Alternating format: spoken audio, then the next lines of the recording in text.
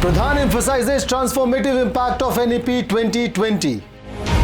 Students to take oath for National Unity Day on October 31. IBPS releases admit card for IBPS PO Mains 2023 examination.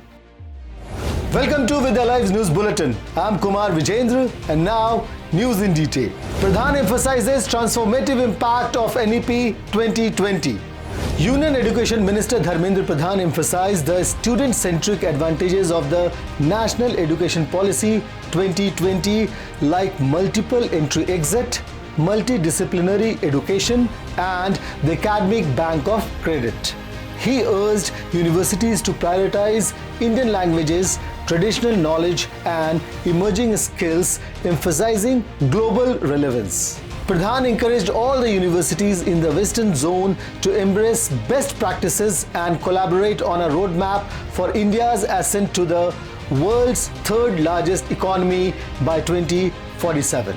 Students to take oath for National Unity Day on October 31. Students across universities and colleges will gather on the 31st of October to take a solemn oath pledging their commitment to national unity, integrity and the security of the nation. The University Grants Commission or UGC has decided to celebrate this occasion on the birth anniversary of Sardar Vallabhbhai Patel. Students will have the option to take the oath in Hindi, English or their regional language. Furthermore, universities are required to prepare reports on the event which they must upload to their respective websites, including that of the UGC. IBPS releases admit card for IBPS PO Mains 2023 examination. The Institute of Banking Personal Selection or IBPS has released the admit card for the upcoming IBPS Probationary Officer IBPS PO Mains examination in 2023. Candidates who have successfully qualified in the IBPS PO Prelims exam 2023 are now eligible to download their call letters from the official website ibps.in.